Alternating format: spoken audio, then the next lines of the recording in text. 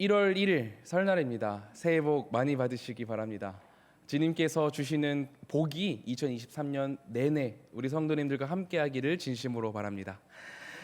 설날 당일 음력으로 다시 1월 1일을 맞이하는 오늘, 저는 우리 한가람교회 가족들이 2023년의 주제인 말씀의 뒤를 따르라는 구호를 다시 한 번 더 되새길 수 있었으면 좋겠다는 생각을 했습니다. 물론 주일 1, 2, 3부 예배에서 여호수아를 나누면서 주의 말씀을 따르는 것이 어떤 것인지 묵상하고 있지만, 또 다른 시점에서 다른 관점에서 구호를 강조하고 한 번 더 상기한다면 2023년의 주제가 우리 삶 가운데 넘치도록 더 깊숙이 다가오지 않을까 생각을 했죠. 그래서 여러 본문들을 생각하다가 오늘 우리가 함께 읽은 사도행전 8장을 선택했습니다. 떠올렸습니다. 제가 제목은 한 외국인의 따름이라고 지었지만 사실 오늘 본문은 하나님의 말씀을 따랐던 두 인물에 관한 이야기입니다. 바로 제자 빌립과 에티오피아 내시, 이 두 사람에 관한 이야기이죠. 먼저 이 빌립 집사님은 하나님의 사자를 만나고 그 사자에게서 하나님의 말씀을 듣게 됩니다. 사도행전 8장 26절에 보면 이렇게 나와 있죠. 주의 사자가 빌립에게 말하여 이르되 일어나서 남쪽으로 향하여 예루살렘에서 가사로 내려가는 길까지 가라 하니 그 길은 광야라. 사자가 어느 날 빌립에게 나타나서 얘기합니다. 남쪽으로 향해 가라. 우리가 성경을 그냥 읽는다면은 남쪽으로 가라는 이야기구나 이렇게 받아들일 수 있지만, 저명한 복음주의 신학자인 하워드 마샬이라는 분이 계신데, 이분이 이 구절에 대해서 어떤 이야기를 하냐면은 이 문장이 헬라어 원어적으로 볼 때 방향을 말할 뿐만이 아니라 시간을 말하기도 한다는 거예요. 왜냐면은 남쪽을 향해 가라는 구절이 문자적으로 봤을 때 어떤 해석이 되냐면은 태양이 정남쪽을 향할 때라는 의미를 가지기 때문이라는 겁니다. 보통 태양이 정남쪽이다, 보통 태양이 정동쪽이다 하면은 시간은 새벽이 되고, 정서쪽이다 하면은 저녁이 되잖아요. 동쪽에서 뜨고 서쪽으로 지니까. 그런 것처럼 오늘 하나님이 빌립더러 남쪽을 향해 가라 말씀하시는 이 구절은 태양이 정남쪽을 향할 때 그 시간에 태양이 가리키는 방향을 향해서 가라는 의미가 된다는 겁니다. 그럼 태양이 정남쪽을 향할 때의 시간이 언제냐? 바로 정오입니다. 끝없는 광야가 계속되는 고대 근동 지역의 정오. 그 지역의 정오는 죽은 시간이나 다름없죠. 복음서에 나타난 사건들 중에서 요한복음 4장의 사마리아 여인, 우물가의 여인 사건을 잘 알고 계실 거예요. 예수님이 사마리아 수가성에 도착하시고 거기 우물가에 있던 여인을 만나셨는데, 그 만난 시간이 유대인 시간 개념으로 제6시, 현대의 정오라고 하죠. 그래서 사마리아 여인이 남들 보기에 죄를 많이 저질렀기 때문에, 남편이 5이었고 남들 보기가 부끄러워서 사람들이 자주 나오는 시간 말고 아무도 움직이지 않는 시간, 그 정오에 나와서 물을 뜬 거다라는 해석을 들어본 적이 있으실 거예요. 그런 것처럼 이스라엘 지역의 정오는 굉장히 뜨거운 시간입니다. 살인적인 더위가 지속되는 시간이기 때문에 아무도 움직이지 않는 시간이에요. 그런데 하나님께서는 그런 아무도 없는 시간에 일반적인 사람이라면 아무도 가지 않는 광야로 빌립을 보내고 계신 겁니다. 만약 그냥 사람이었다면 이 명령을 따르지 않았을 거예요. 하나님, 합리적으로 생각을 했을 때 그 시간에 그 장소에는 아무도 만날 수가 없습니다. 더위 때문에 제 체력이 바닥날 뿐더러 제 목숨까지 위태로울 수 있는 그런 시간이에요. 그렇기에 모든 걸 다 걸면서, 목숨까지 걸어가면서 하나님의 명령을 따르는 건 좀 무리이지 않을까 싶습니다. 이거는 시간을 죽이는 일입니다. 아무것도 얻을 게 없을 거예요. 보통 사람이라면 이렇게 말했을 거예요. 하지만 빌립은 어떻게 행동을 했을까요? 27절에 보면은 이렇게 나옵니다. 일어나 가서 보니. 영어로는 rose and went. 또 메시지 성경, 쉬운 성경에서는 그를 서둘러서 갔다라고 번역을 하고 있습니다.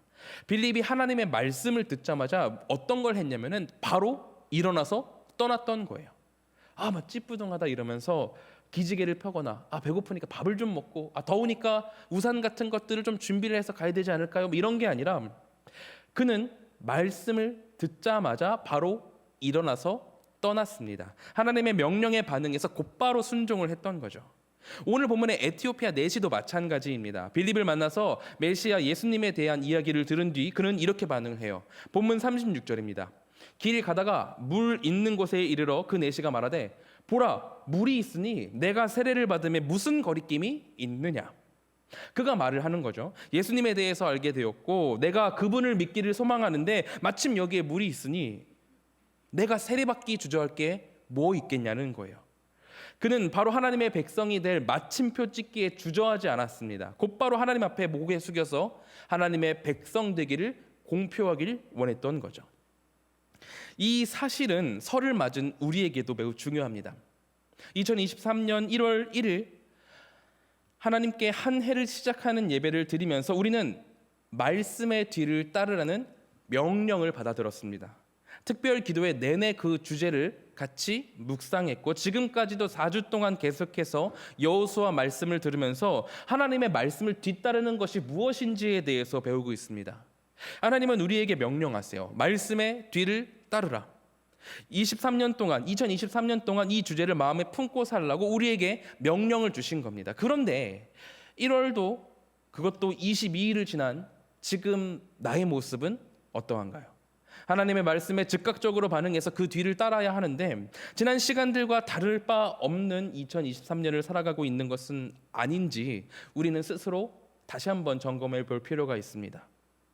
우리 인간들은 굉장히 관성적입니다. 그동안 해왔던 것들을 그대로 쭉 이어가려고 하죠. 변화를 싫어하고 두려워하는 게 인간의 일반적인 습성입니다. 또 무엇보다 이 습성은 좋지 않은 습관에 더 달라붙어요.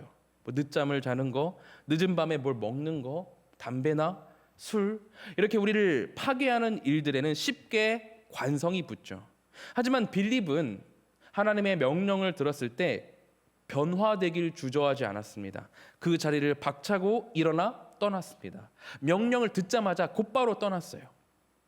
왜 스포츠 스타들 있죠. 최근에 결혼한 김연아 선수. 이 선수가 훈련하던 어린 시절에 매스컴에서 그녀를 인터뷰를 하러 갔는데 그때 거기 있던 PD가 김연아 선수에게 무슨 생각을 하면서 운동을 해요, 훈련을 해요라고 물어봤습니다. 그때 김연아 선수가 어떻게 대답을 하냐면은 뭘 생각을 해요? 그냥 하는 거지. 이렇게 대답을 했습니다. 그냥 한다는 거예요. 수영 선수 마이클 펠프스라는 사람이 있어요. 이 선수가 올림픽에 나가서 금메달만 20번 이상을 땄습니다. 전설적인 수영 선수죠. 이 선수도 매스컴에서 훈련하는 거를 인터뷰를 갔었는데 그때 PD가 당신은 무슨 생각하면서 훈련을 하느냐라고 묻자 그가 대답하기를 나는 오늘이 무슨 요일인지도 모르고 날짜도 모르고 그냥 수영만 한다라고 대답을 했습니다. 김연아와 펠프스 둘 다 엄청난 선수들인데 자기가 하고 있는 훈련에 대한 신뢰가 있고 내가 훈련할 수 있는 기간이 이 정도 된다. 이렇게 된다면은 다른 것 볼 것 없이 일단 훈련을 실천부터 했던 거예요. 어떤 의지를 다잡고 뭐 생각을 하는 게 아니라 머리를 비우고 실천부터 시작했던 거죠. 인간의 변화하지 않으려는 이 관성을 깨부수는 방법은 단 한 가지밖에 없다는 겁니다. 그 자리에서 일어나 떠나는 거, 일단 실천하는 거, 그 이상 그 이하가 없다는 거예요. 하나님의 말씀을 믿고 주님의 명령을 신뢰한다면 그 길이 바른 길이라는 걸 안다면 우리는 주님의 명령을 듣는 순간 빌립과 같이 일어나 떠날 수 있어야 합니다. 김연아나 펠프스도 자신의 일을 위해서 일단 실천하고 보는데 성령님의 도우심을 받아서 선한 길을 나아가는 우리 그리스도인들에게 부족할 게 무엇이 있겠어요? 2023년 하나님께서 우리에게 명령하십니다. 지금 머물고 있는 그 자리에서 일어나 내 말씀의 뒤를 따르라. 양력 1월 1일에 못했다면 음력 1월 1일 오늘부터 하면 됩니다. 지금 앉아있는 삶의 자리에서 큰 다짐으로 용기 내어 일어나 떠나는 우리 모두가 되기를 바랍니다. 이렇게 주님의 말씀을 따를 때 하나님은 절대로 고개를 돌리지 않으시고 우리에게 응답 주시면서 힘 주실 거예요. 격려해 주실 거예요. 이것을 신뢰하면서 나갔으면 좋겠습니다. 그러면 이렇게 주님이 주신 말씀의 뒤를 따르는 빌립, 오늘 본문의 빌립에게 어떤 일들이 일어날까요? 그는 하나님의 말씀을 따라서 나아간 그 자리에서 우연히 에티오피아 내시를 만나게 됩니다. 지난번에도 말씀을 드린 적 있지만 저는 군대를 22살에 갔었습니다. 그 전까지 교회에서 여러 가지로 하는 일들이 많았거든요. 지금은 제가 이렇게 턱이 2개고 90kg에 가까운 몸무게가 되었지만 저도 20대 초반에는 60kg대를 몸무게를 유지하면서 굉장히 날렵하게 움직이던 때가 있었습니다. 그래서 이제 현대무용 찬양단, 선교단 이런 데에서 이제 사역을 나가서 전문적인 몸 찬양 그런 선교를 하곤 했었죠. 지금은 장민혁 전도사님이 그러시듯이 약간 부은 상태인데, 살찐 게 아니라 부은 상태인데, 어쨌든 그때는 이곳저곳 다니면서 사역하고 교회에서 섬기는 일이 너무나도 즐거워서 군대를 빨리 갈 생각을 못 했었습니다. 그래서 이제 21살 10월쯤 되니까 이제 마음이 너무 급해져가지고 당시에 최대한 군대를 빨리 갈 수 있는 방법을 찾아서 보충대라는 곳에 들어가고 우연찮게 저희 사단 신병교육대로 옮겨져서 그 신병교육대 안에 있는 교회로 가게 됐는데, 거기서 또 우연찮게 교회의 형을 만나게 됐습니다. 그분이 이제 사단 기독교 전체를 관리하던 병사였는데, 그냥 같은 계급의 병사로 만나는 게 아니라 나름 이제 힘을 꽤나 쓸 수 있는 그런 위치에서 만나게 되니까 굉장히 힘이 되더라고요. 사실 그때 군대를 처음 들어갔는데 제 스스로는 나름 의연한 척을 했지만 굉장히 힘들었거든요. 군생활 초기라서 스트레스가 심했던 때였습니다. 하나님 제발 어떻게 좀 해주세요라고 계속 되뇌이면서 기도를 했던 때였어요. 그런데 시간을 맞춰서 급하게 들어간 그 군대에서 우연히 이 사단에 오게 되고, 또 거기서 우연히 교회에 가게 되고, 또 우연히 교회의 형을 만나게 되니까 제 안에 드는 생각이, 하나님이 나에게 응답해 주셨구나, 주께서 내게 이렇게 위로를 주시는구나, 나는 상상하지도 못할 하나님의 인도하심이 되게 놀랍다라는 생각이 절로 나더라고요. 여러분들께서도 이런 경험이 있으실 겁니다. 가끔씩 이상한 일이 일어나는 것을 경험을 하고 내가 예상치 못한 곳에 있는 나 자신을 발견하기도 하고, 영문은 잘 몰라도 어려움 가운데에서도 하나님께서 길을 내시는 것 같은 그런 느낌, 그런 경험을 가지신 적이 많이 있으실 겁니다. 제가 우리 원로 장로님과 대화할 일이 많지 않지만 원로 장로님께서 제게 해주신 말씀 중에서 가장 기억에 남는 것은 어떻게 우리 한가람 교회에 오시게 되었는가에 대한 부분이었습니다. 중대에 오시게 되고 이 흑석동에서 예수구 장로의 합동 측 교회를 찾아서 우연찮게 한가람 교회에 오시게 되었다는 이야기. 다스러져가는 천막에서 예배하는 작은 교회였지만 그곳에서 끝까지 남아 이 교회를 섬기셨던 아름다운 이야기. 하나님의 인도하심이라고 생각할 수밖에 없는 그 이끔이 우리 장로님께 있으셨던 거죠. 오늘 본문의 빌립도 마찬가지였습니다. 하나님이 가라 하셔서 아무도 없을 시간에 아무도 없는 곳으로 나아갔어요.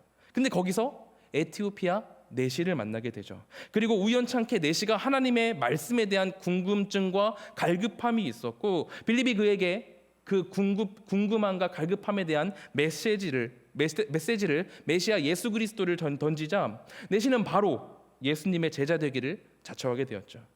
주님의 말씀을 따르고 붙드는 자들에게 하나님은 인간이 알 수 없는 신비한 일들을 기획하셔서 서로 특별한 인연을 맺게 해주신다는 겁니다. 에티오피아 내시는 유대인들과는 전혀 상관이 없는 자였어요. 이방인이었습니다. 구약 성경에서 에티오피아인은 구스인이라고 불리는데, 이 구스가 히브리어로 검다라는 뜻입니다. 예레미야도 예레미야 13장에서 구스인을 표현할 때 구스인이 그 검은 피부를 다른 색깔로 변하게 할 수 있느냐, 이렇게 표현을 할 정도로 유대인들과는 피부색부터 다른 이방인이었어요. 그리고 그는 내시였습니다. 그 시대 유대 사회와 율법은 생식의 기능을 할 수 없는 일을 부정하다 생각을 했었죠. 신명기 23장 1절에 보면 이렇게 나와 있습니다. 고환이 상한 자나 음경이 잘린 자는 여호와의 총회에 들어오지 못하리라. 에티오피아 내시는 그 시대의 유대인의 상식에서는 절대로 구원을 받을 수 없는, 하나님의 은총을 받을 수 없는 그런 부류였습니다. 그런데 그럼에도 불구하고 빌립은 그에게 예수님을 전했고 예수님을 믿는 그에게 세례를 베풀었습니다. 세례는 하나님의 사람이 되겠다는 선언이며 구원의 백성으로서의 초대이기도 하죠. 내 가족 공동체로 초대하는 일인 거예요. 빌립은 에티오피아 내시 이 이방인을 자신의 가족으로 받아들이고 그와 새 인연을 맺은 겁니다. 이처럼 하나님은 말씀을 뒤따르는 이에게 아름다운 인연을 맺도록 인도해 주신다는 거죠. 빌립에게도 에티오피아 내시에게도 그 인연은 정말로 특별한 인연이었던 거예요.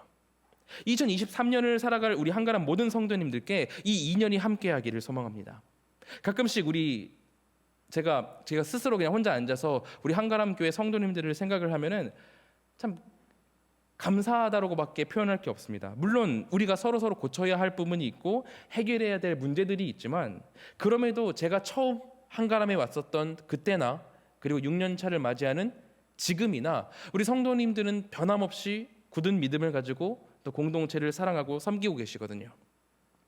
저로서는 우연찮게 오게 된 교회이지만 하나님께서 맺게 하신 인연이 얼마나 귀하고 감사한 일인가를 저는 우리 교회를 통해서 배웁니다.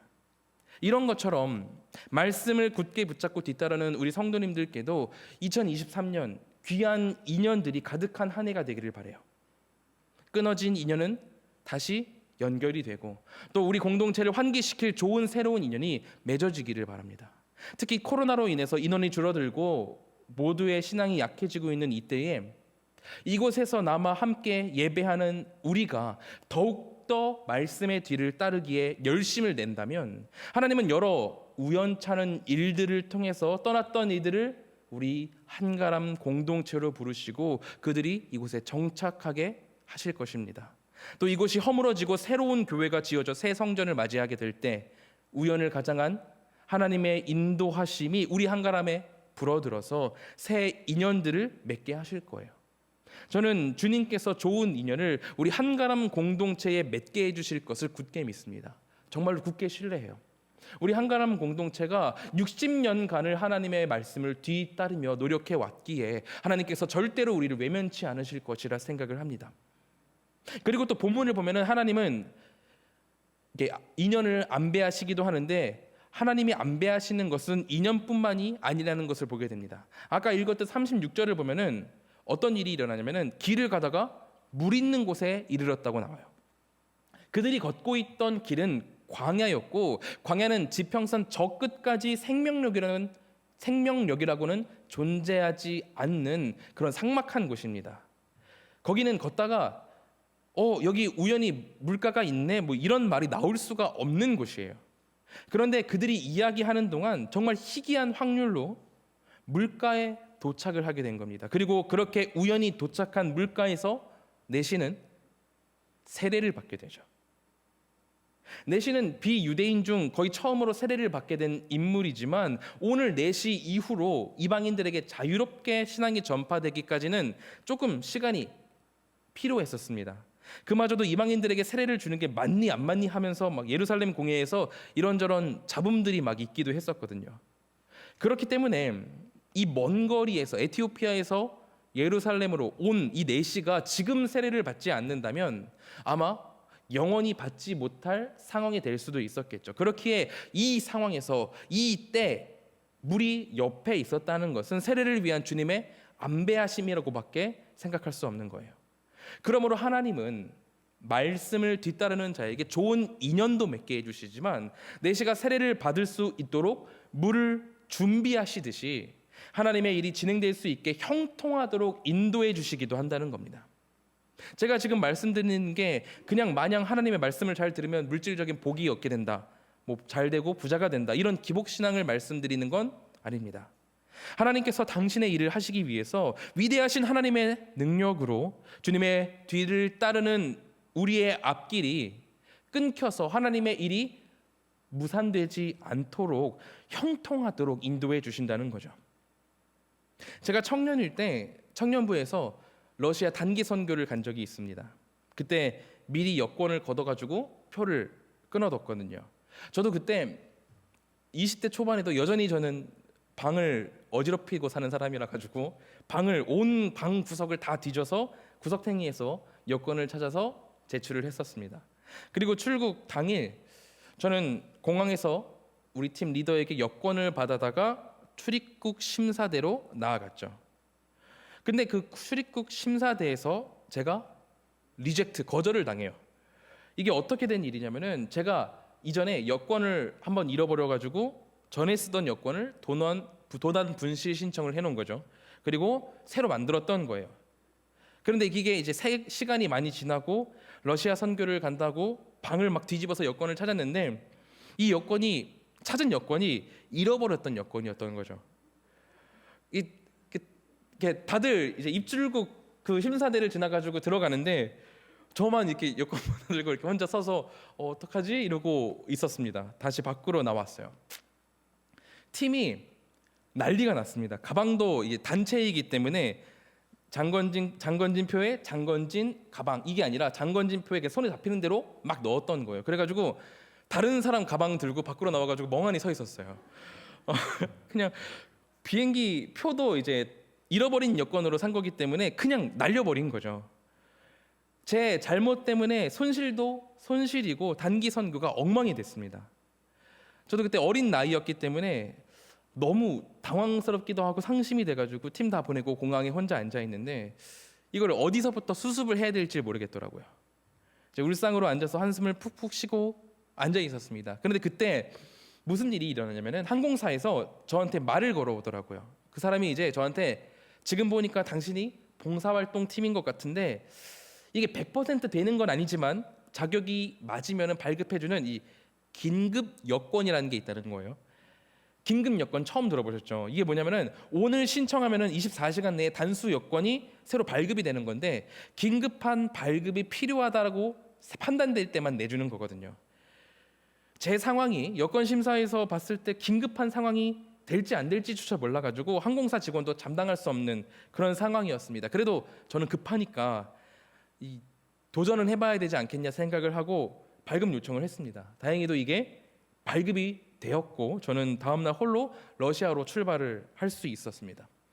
나중에 러시아에 도착해가지고 들은 건데 가기 전까지 저희 러시아 선교팀이 정말 열심히 준비는 했지만 이제 마지막 퍼즐이 맞춰지지 않았었어요. 이제 단합력이 조금 부족한 상황이었거든요. 그런데 장건진 사태가 벌어지고 그분들도 장건진이라는 위기를 겪다 보니까 그 위기감에 서로 손잡고 열심히 기도를 했던 거예요. 그러면서 단단하게 단합력이 키워졌던 거죠. 잘못은 제가 다 저질렀지만 모든 것이 역전되어서 저는 도착하자마자 저를 엄청 환대해 주는데 왜 나한테 이렇게 환대를 해주는지 막 어리둥절한 표정으로 팀원들을 만났습니다. 모두 환대를 받으면서 도착을 하고 열심히 살걸 해서 굉장히 좋은 사역 열매를 맺고 돌아왔던 기억이 있어요. 말씀의 뒤를 따르고 하나님을 위해서 우리의 맡은 바 최선을 다한다면 주께서는 반드시 주님의 일이 형통히 진행되도록 인도해 주실 줄로 믿습니다.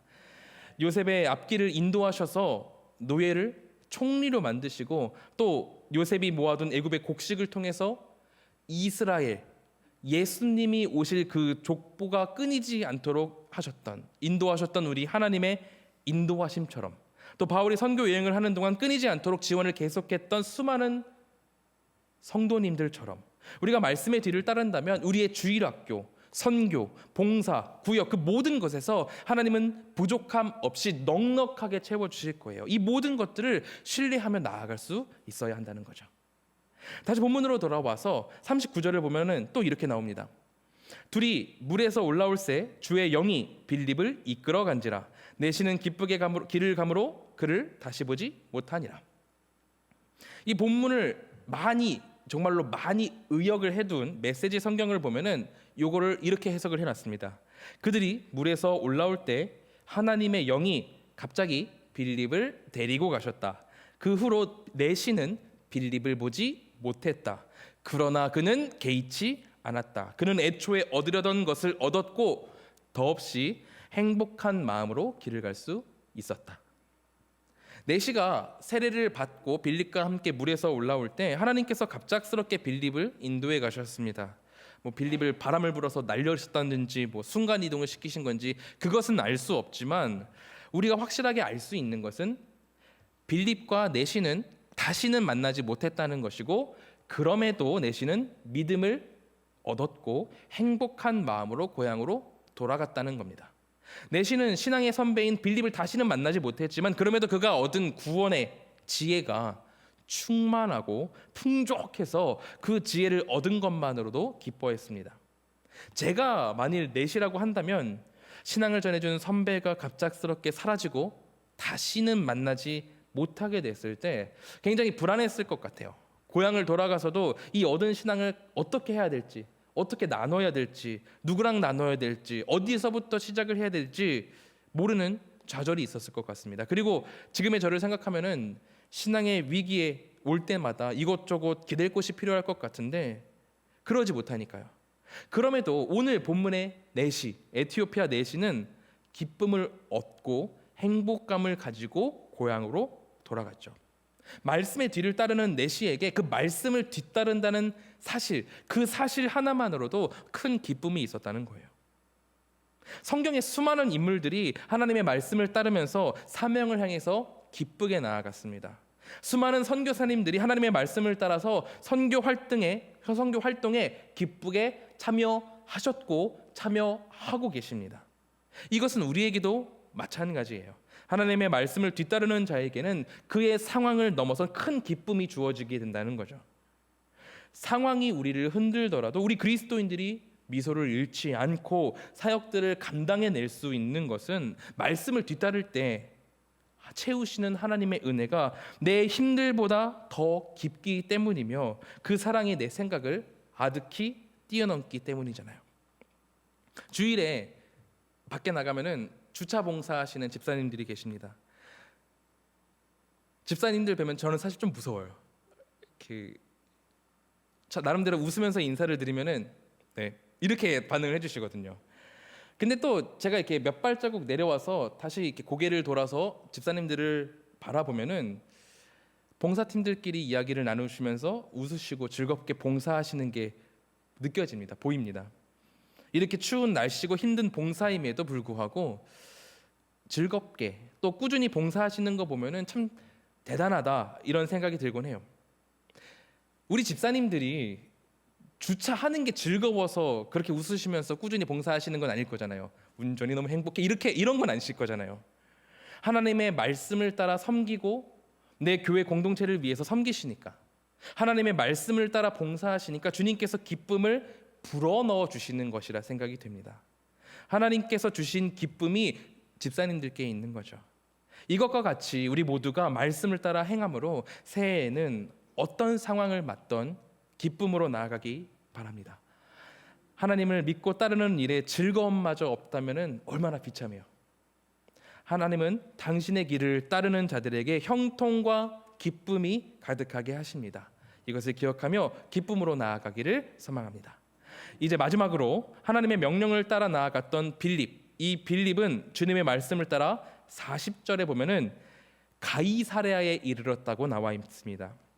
그러고는 한참 동안 사도행전에서 빌립에 대한 소식이 없어요.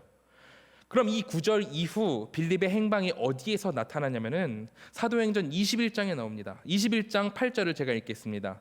이튿날 떠나 가이사랴에 이르러 7 집사 중 하나인 전도자 빌립의 집에 들어가서 머무니라. 사도행전 21장은 사도행전 8장보다 거의 30년이 지난 시점의 이야기입니다.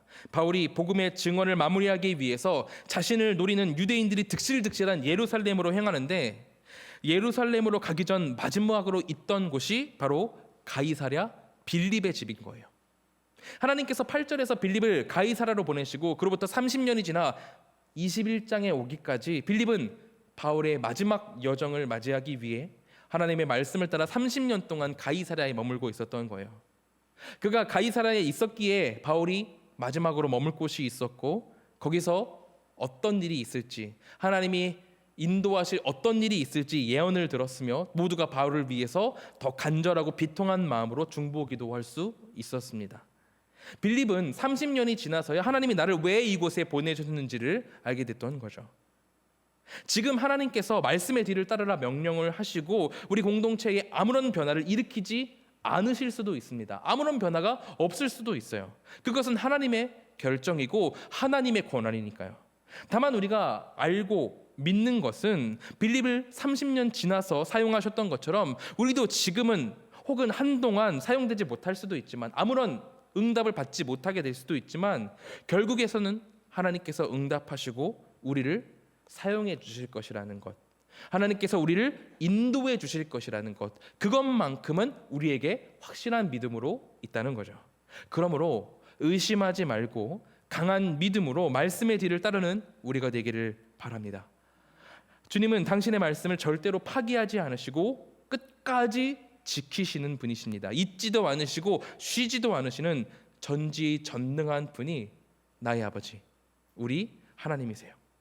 우리가 그렇게 말씀을 따를 때 주님은 우리에게 좋은 인연을 맺게 하시고 형통하도록 인도하시며 큰 기쁨 가운데 거하도록 인도해 주실 것입니다.